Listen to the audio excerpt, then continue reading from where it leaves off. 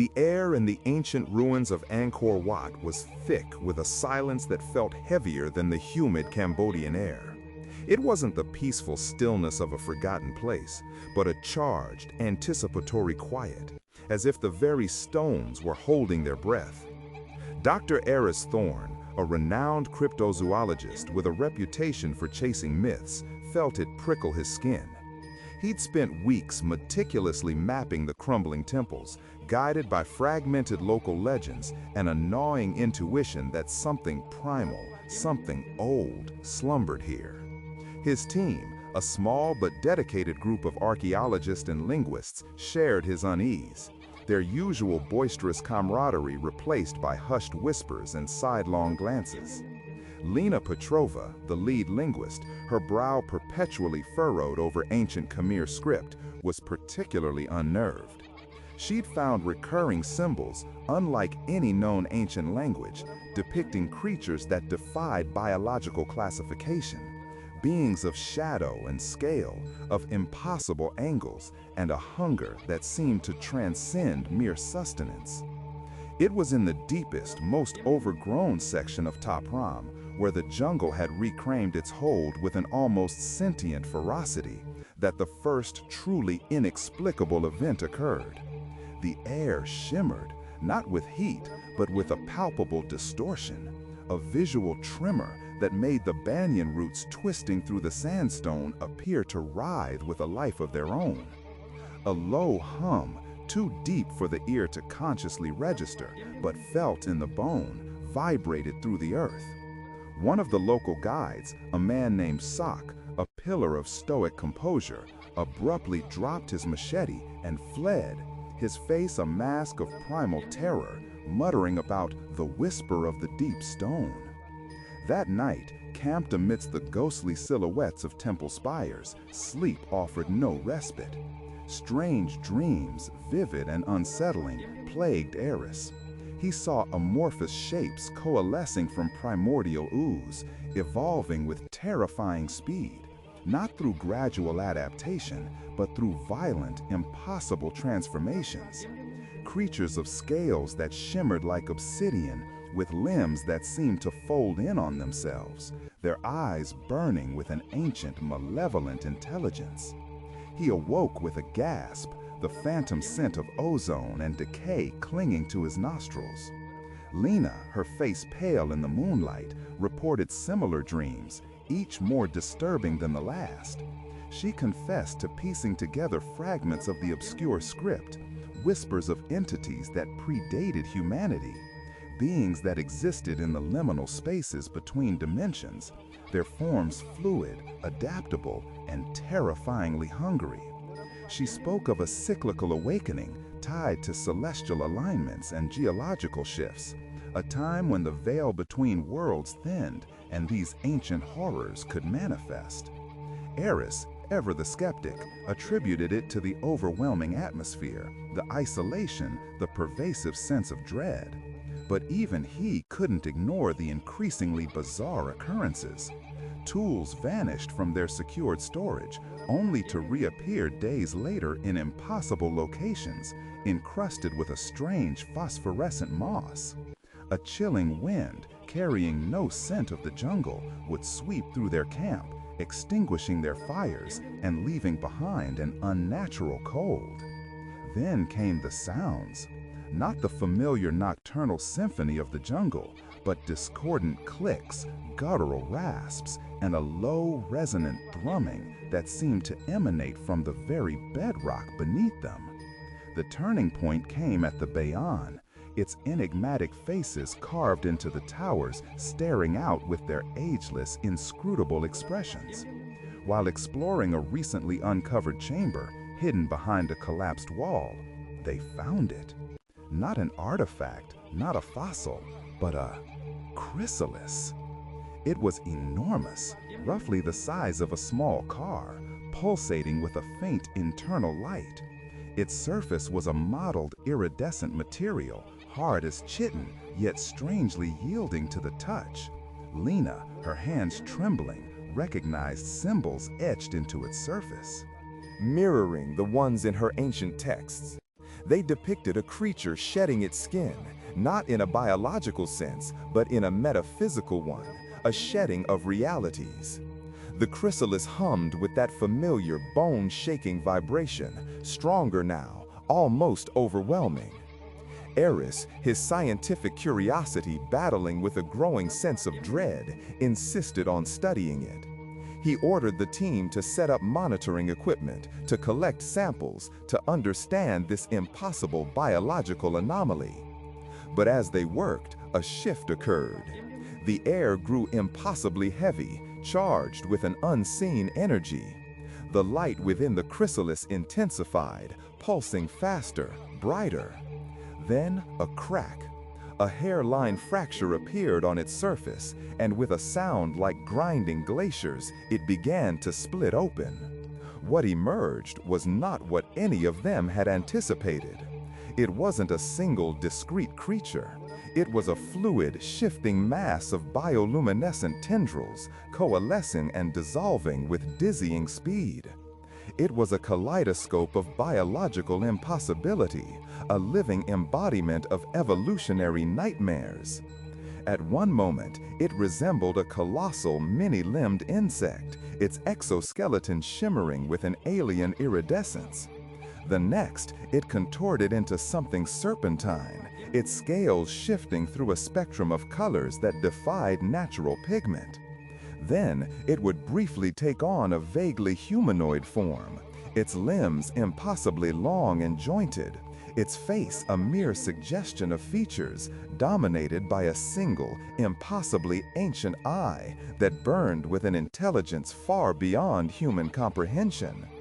Lena, her face buried in her hands, whispered the words from her texts. The progenitor, the weaver. It does not evolve, it redefines. The creature, or rather the phenomenon, didn't attack in a conventional sense. It absorbed. It reached out with shimmering pseudopods, not to tear, but to assimilate.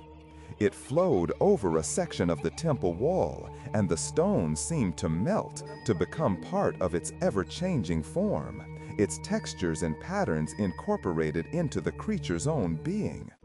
The local guides, witnessing this impossible transformation, fell to their knees, chanting ancient prayers, their faces etched with a terror that spoke of generations of inherited fear. Aris, his scientific mind reeling, tried to rationalize, to find a biological explanation, but there was none. This was not evolution as they understood it.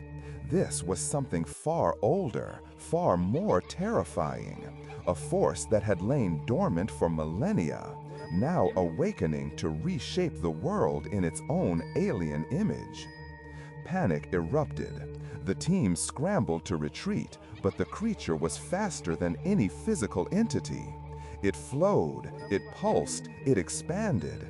It seemed to anticipate their movements, its form shifting to block their escape. Sok, the guide, seeing their predicament, picked up a fallen ceremonial dagger, its blade gleaming dully. With a primal roar, he charged at the creature, a desperate, futile gesture of defiance. The creature simply flowed around him, and for a horrifying moment, Sok was enveloped.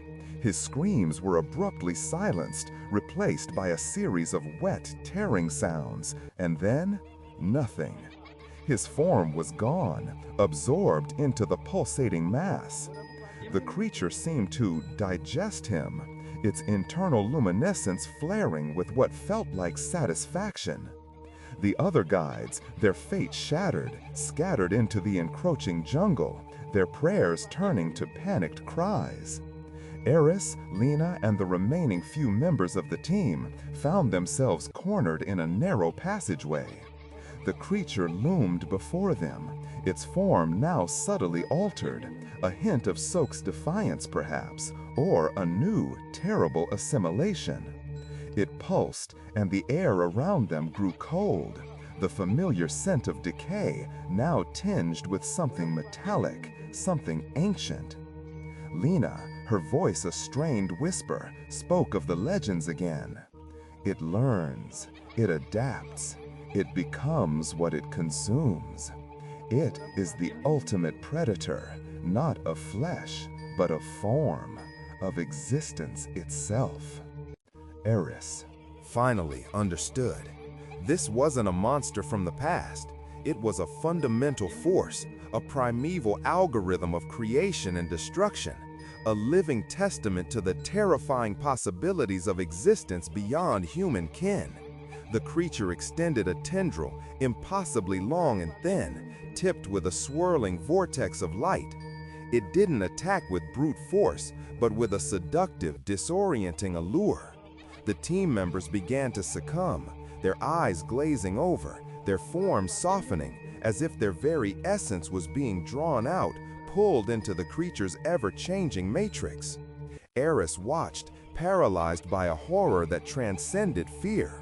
He saw his own colleagues' features blur, their outlines softening, their individuality dissolving into the radiant, pulsating whole.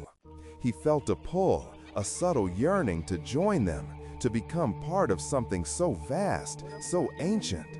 Lena, with a final desperate surge of will, grabbed his arm. "Run, Aris, don't let it take you. The stories, they say it can be, contained, not destroyed, but redirected." Redirected? How? In the face of this evolutionary nightmare, this being that defied all natural laws, what could possibly redirect it? The creature, sensing their resistance, intensified its assault. The ground beneath them began to warp, the stone flowing like liquid. The air itself felt thick, viscous, like drowning in a sea of pure alien consciousness.